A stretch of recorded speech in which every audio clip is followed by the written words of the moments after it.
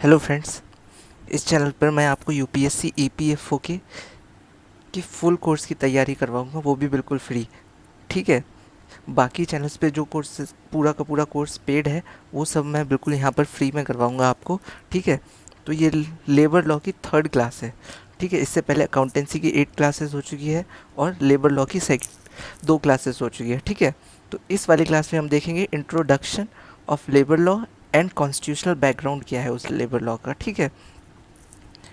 तो उससे पहले जिसने भी मेरा चैनल सब्सक्राइब नहीं किया है तो प्लीज़ मेरे चैनल को सब्सक्राइब कर लीजिए, और इससे रिलेटेड अगर आपको नोट्स चाहिए, जितना भी स्टडी मटेरियल, क्विजेस अटेम्प्ट करने हैं, वो आप मेरे टेलीग्राम चैनल पर अटेंड कर सकते हैं। ठीक है। और उसका लिंक मैं आपको डिस्क्रिप्शन में दे दूँगा। तो सबसे पहली चीज़ है टाइप्स एंड प्रिंसिपल। उससे पहले हम देखते हैं कि लेबर लेजिस्लेशन होता क्या है। ठीक है। तो लेबर लेजिस्लेशन टर्म इसलिए यूज़ होता है कि जितनी भी एम्प्लॉय एम्प्लॉयर के रिलेशन से रिलेटेड, वेजेस से रिलेटेड, वर्किंग कंडीशन से रिलेटेड, सोशल सिक्योरिटी और लेबर वेलफेयर से रिलेटेड जितना भी कॉन्स्टिट्यूशन में लॉ वगैरह है, वो सब कुछ लेबर लेजिस्लेशन के अंडर आता है। ठीक है। तो लेबर लेजिस्लेशन का मतलब क्या है? वो सारे लॉ जो गवर्नमेंट ने बनाए हैं, ठीक है, ताकि हम सोशली और इकोनॉमिकली सिक्योर कर सकें वर्कर्स को। ठीक है। और ये सब डिस्प्यूट के सेटलमेंट्स के लिए भी बनाए गए हैं। डिस्प्यूट का मतलब क्या है? अगर एम्प्लॉय और एम्प्लॉयर के बीच में मतभेद होता है, उसके लिए भी है। और वर्कर्स को अमेनिटीज़ प्रोवाइड करने के लिए, वर्कर्स को बेनिफिट्स प्रोवाइड करने के लिए भी है। ठीक है। तो ऑब्जेक्टिव क्या है लेबर लेजिस्लेशन का? पहला है maintenance of industrial tranquillity. Tranquillity का मतलब क्या होता है? शांति बनाए रखने के लिए। ठीक है। तो लेबर लेजिस्लेशन इसलिए बनाया गया, इसमें हम एक इंडस्ट्रियल डिस्प्यूट एक्ट पढ़ेंगे। उसके अंदर वो सारे क्लॉजेस हैं जिसके जिसके थ्रू क्या कहते हैं, ट्रैंक्विलिटी यानी कि शांति मेंटेन करने की प्रक्रिया बताई गई है। ठीक है। कि कौन कौन से एक्ट है, किस किस चीज़ से रिलेटेड। ठीक है। वेजेस से रिलेटेड अलग एक्ट है। ठीक है। वो सब कुछ हम देखेंगे। फिर है preservation of health and safety and welfare of labour. ठीक है। तो हम हेल्थ एंड सेफ्टी और वेलफेयर लेबर्स का मेंटेन रखें, इसके लिए भी लेबर लेजिस्लेशन है। जो कि फैक्ट्री एक्ट में जब हैज़ार्डस प्रोसेस होता है तो उसके लिए क्या कॉस्ट्यूम चाहिए होता है लेबर को, वो सब कुछ उसमें लिखा होता है। ठीक है। इंस्पेक्टर क्या होता है, इंस्पेक्टर्स की ड्यूटीज़ क्या होती है, वो सब कुछ लिखा हुआ है। ठीक है।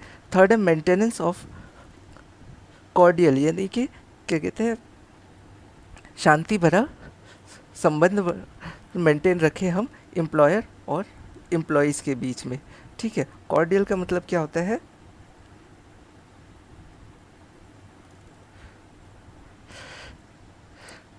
ठीक है, शांति से, या फिर क्या कहते हैं, आप बोल सकते हैं मिलजुल के काम करने वाला। फिर है saving labour from profit seeking exploiters. ठीक है।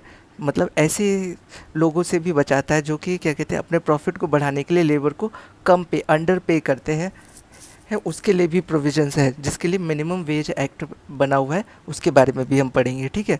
फिर आता है प्रमोट हार्मनी बिटवीन एम्प्लॉयर। ठीक है ना, एम्प्लॉयर और एम्प्लॉय के बीच में हार्मनी, यानी कि एक क्या कहते हैं, एक कोऑर्डिनेशन बना के रखे। ठीक है। शांति बना के रखे।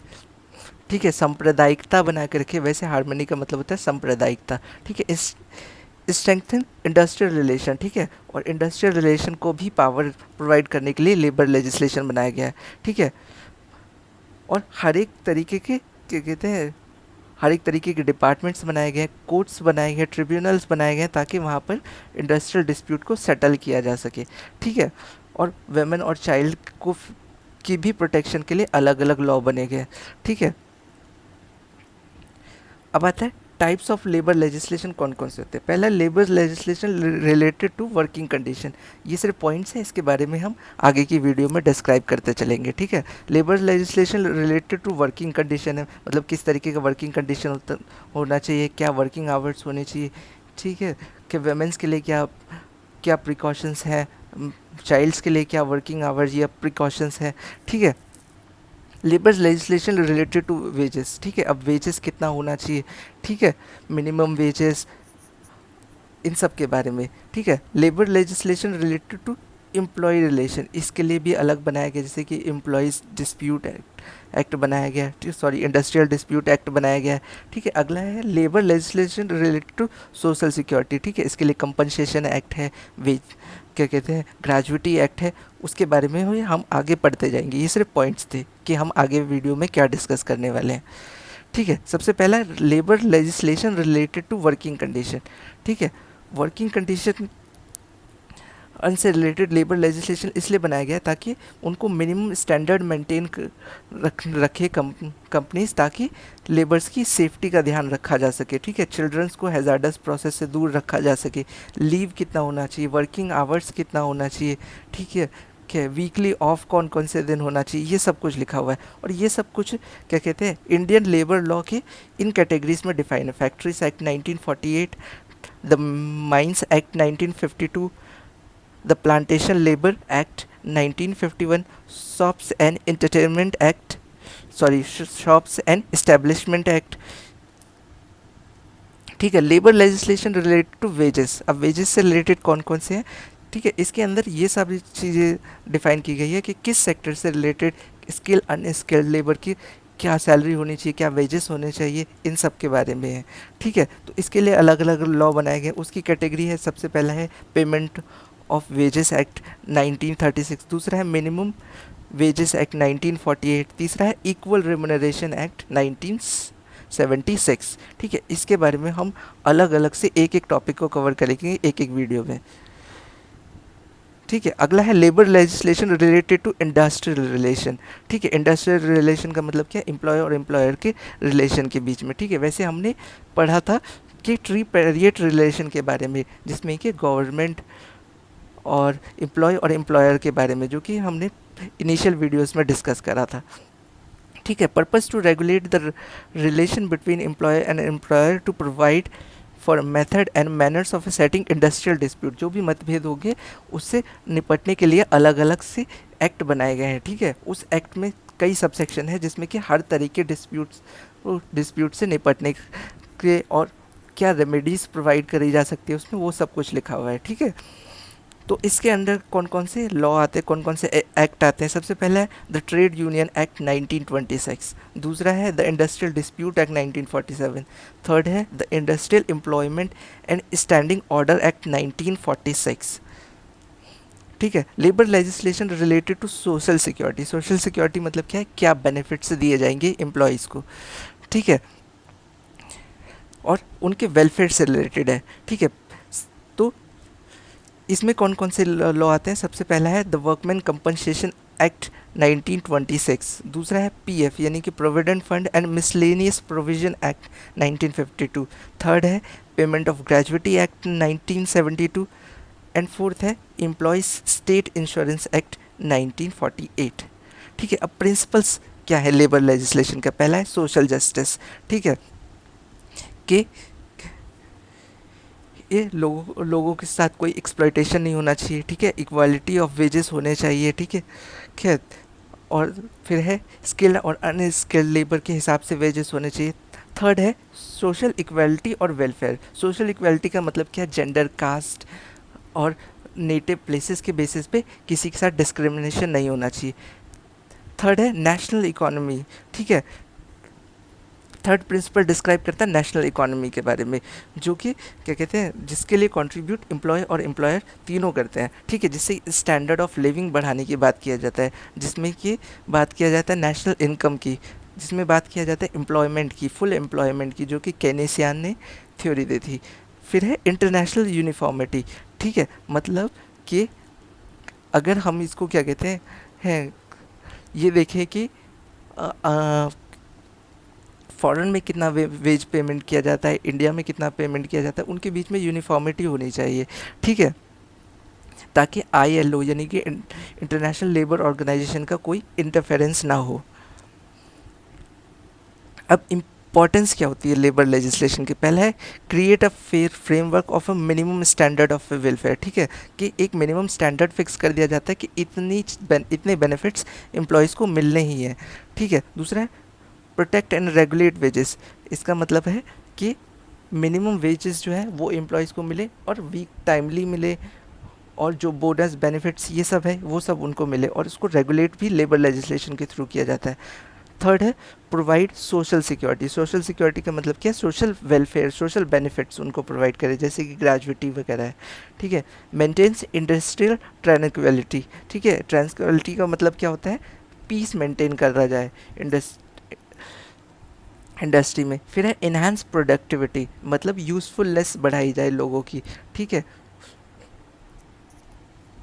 Speedy settlement of industrial dispute, मतलब कि जल्दी से डिस्प्यूट को सेटलमेंट करा जाए, वरना स्ट्राइक या लॉकआउट से दोनों को ही लॉस होता है, एम्प्लॉय को भी और एम्प्लॉयर को भी। फिर है प्रमोट्स ट्रेड एंड बिजनेस, ठीक है। बिजनेस का प्रमोशन भी होता है लेबर लेजिस्लेशन के थ्रू, जिस तरीके के लॉ फॉलो किए जाते हैं जो रिस्ट्रिक्शन होती है उनको फॉलो करके।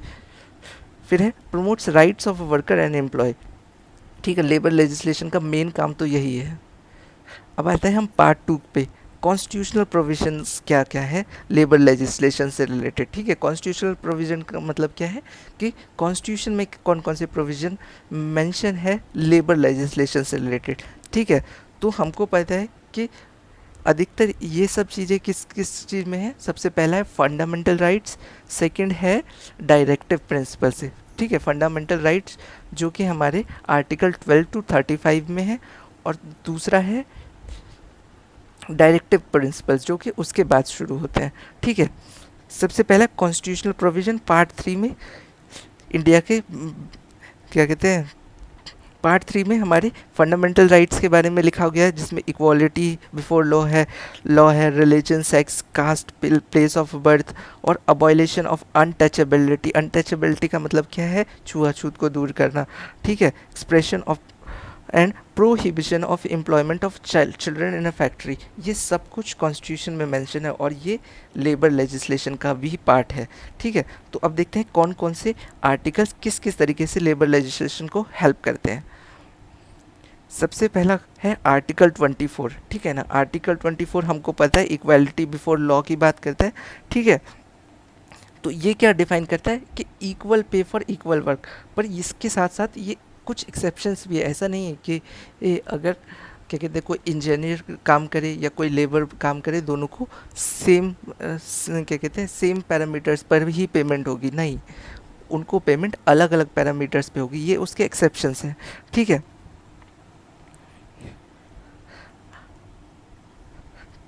ठीक है, इसके लिए एक केस हुआ था जिसको बोलते हैं Randhir Singh and union of India, supreme court में ये केस चला था, ठीक है।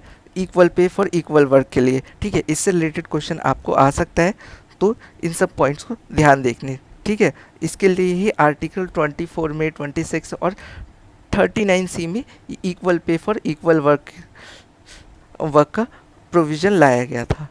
अब आता है आर्टिकल 91C, ठीक है। हमको पता है ये फंडामेंटल राइट्स में ट्रेड यूनियन से रिलेटेड है कि हम यूनियन फॉर्म कर सकते हैं, और इसके लिए एक ट्रेड यूनियन एक्ट 1926 बनाया गया था, ठीक है। और उसको कॉन्स्टिट्यूशन में 1950s के टाइम पे लाया गया, ठीक है। Trade union provide the power to raise voice against atrocity done to the workers. अगर उनके साथ कोई भी एक्सप्लॉइटेशन या कुछ भी ऐसा किया जाता है, तो उसके लिए वो ट्रेड यूनियन बना सकते हैं और उससे अपने हक की बात कर सकते हैं कलेक्टिव बार्गेनिंग के थ्रू, ठीक है। अगला है आर्टिकल 23, ठीक है ना। आर्टिकल 23 क्या बात करते हैं? फोर्स लेबर नहीं होना चाहिए, जैसे पहले बंधुआ मजदूर होते थे वैसा नहीं होना चाहिए, उसका अबॉयलेशन के लिए हम एक बॉन्डेड लेबर और अबॉयलेशन एक्ट 1976 पास किया गया था, जिसमें कि हर एक तरीके के बॉन्डेड लेबर्स को इलीगल डिक्लेयर कर दिया गया था, ठीक है। मतलब पहले क्या होता था कि अगर किसी का उधार होता था तो उसके बेसिस पे उसको बंधुआ मजदूर बना लिया जाता था, और उसको क्या कहते हैं ख़त्म किया गया 1976 में, ठीक है। किसके through? The bonded labour abolition act, ठीक है। अगला है आर्टिकल 24, ठीक है। आर्टिकल 24 हमको पता है चाइल्ड लेबर से रिलेटेड बात करता है, तो ये प्रोहिबिट करता है, मतलब कि ये रोकता है चाइल्ड लेबर नहीं होना चाहिए कंपनी में, ठीक है। एक नया प्रोविज़न आया है कि जैसे यहाँ पे 14 से अंडर तो वैसे भी कोई वर्क नहीं कर सकता, लेकिन 14 से अबव के लोग काम कर सकते हैं 18 ईयर तक, लेकिन वो हैज़ार्डस प्रोसेस में काम नहीं कर सकते, ठीक है। वो फैमिली का कोई काम है उससे रिलेटेड शॉप्स वगैरह में काम कर सकते हैं, जहाँ पे कोई हैज़ार्डस वर्क ना होता हो, ठीक है, वहाँ पर वो काम कर सकते हैं, जो कि आर्टिकल 24 में लिखा है। अब आता है रेलेवेंसी ऑफ अ पार्ट 4, ठीक है ना। पार्ट 4 हमें पता है डायरेक्टिव प्रिंसिपल्स की बात करता है, article 36 to 51 on labour law, ठीक है। पार्ट 4 में constitution of India which is also known as directive principle of state, ये मैंने पहले ही बता दिया था, ठीक है। ये इन्फोर्सेबल बाय लॉ नहीं है, अगर इसको आप फॉलो नहीं करते हैं तो ऐसा नहीं है कि आपके ऊपर केस फाइल किया जाएगा, ठीक है। अब सबसे पहला जो कि लेबर लेजिस्लेशन की बात करता है डायरेक्टिव प्रिंसिपल में, वो है आर्टिकल 39A, ठीक है। इसमें बोला गया है कि particular direct its policy towards securing that the citizen man women equality have the right to adequate means of livelihood, ठीक है ना।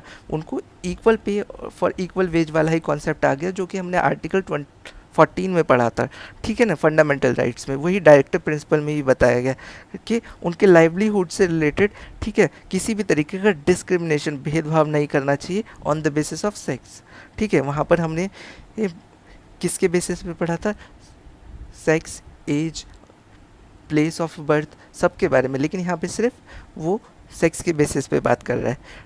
अगला है कॉन्स्टिट्यूशनल प्रोविजन, आर्टिकल 39D, ठीक है। इसमें क्या बोलता है, state shall particular direct its policy toward securing the there say equal pay for equal work, ठीक है ना। अब ये सीधा का सीधा वही वाला आ गया आर्टिकल 14, ठीक है। जितना काम किया जाए उसके हिसाब से पे देना चाहिए। अगर कोई 4 घंटे काम करता है, कोई 8 घंटे काम करता है, तो उनके पेमेंट में डिफरेंस होना चाहिए, ठीक है। अगर कोई 8 घंटे 2 लोग काम करते हैं, ठीक है, और उनका स्किल भी सेम है, तो उनको इक्वल पे करना चाहिए, कोई डिस्क्रिमिनेशन नहीं होना चाहिए, ठीक है। फिर आता है आर्टिकल 41, ठीक है। ये प्रोवाइड करता है राइट टू वर्क, ठीक है। हर एक किसी को काम करने का अधिकार है जो कि योग्य है काम करने की, ठीक है। और वर्किंग के साथ उसे ट्रेनिंग और एजुकेशन भी प्रोवाइड करता है, वो भी आर्टिकल 41 में ही लिखा गया है, ठीक है। आर्टिकल 42 क्या कहता है, ये अपलिफ्टमेंट ऑफ वर्किंग कंडीशन की बात करता है, ठीक है ना। जैसे कि मैटरनिटी बेनिफिट एक्ट, इन सब की बात करता है, ठीक है। लीव प्रोवाइड होनी चाहिए वुमेन और मैन की, वर्किंग आवर्स फिक्स होने चाहिए, ठीक है। और वीकली लीव ऑफ, इन सब की बात करता है आर्टिकल 42, ठीक है, डायरेक्टिव प्रिंसिपल्स में। नेक्स्ट आता है आर्टिकल 43, ये बात करता है लिविंग वेज की। लिविंग वेज क्या होता है कि मिनिमम वेज से थोड़ा हाई, जिससे कि वो जितना क्या कहते हैं उनकी रेगुलर रिक्वायरमेंट होती है उससे थोड़ा एक्स्ट्रा मिले, ताकि वो अपना फ्यूचर भी सिक्योर कर सके, ठीक है, जो कि आर्टिकल 43 में लिखा है। अगला है कंक्लूजन, ठीक है। Constitution of India is the base for all laws in our country, the labour law are also made according to the constitution, ठीक है ना। लेबर लॉ भी कॉन्स्टिट्यूशन के अकॉर्डिंग ही बनाया गया है, और कोई भी इसका वायलेशन होता है, ठीक है, तो वो क्या कहते हैं कॉन्स्टिट्यूशन का वायलेशन कहलाया जाएगा, ठीक है। Directive principle of state policy play a major role in making new labour laws in India, ठीक है, समझ में आ गया होगा। अब देखते हैं कौन कौन से मेजर लॉ हैं, मेजर एक्ट्स हैं इंडिया में। सबसे पहला है मिनिमम वेजेस एक्ट 1948, दूसरा है पेमेंट ऑफ वेजेस एक्ट 1936, फिर trade union act 1926, industrial dispute act 1946। ये हम जो अपकमिंग लेक्चर्स हैं उसमें कवर करेंगे। द फैक्ट्रीज एक्ट 1948, ठीक है। और इसमें जो अब्रीविएशन मैंने यूज़ करे है वो क्या है, एसजी का मतलब स्टेट गवर्नमेंट, सीजी का मतलब सेंट्रल गवर्नमेंट, एजी का मतलब अप्रोप्रिएट गवर्नमेंट, ठीक है। जीओआई का मतलब गवर्नमेंट ऑफ इंडिया, सीईओ का मतलब chief executive officer, OG official gazette, and HOD का मतलब हेड ऑफ डिपार्टमेंट, ठीक है। Thank you.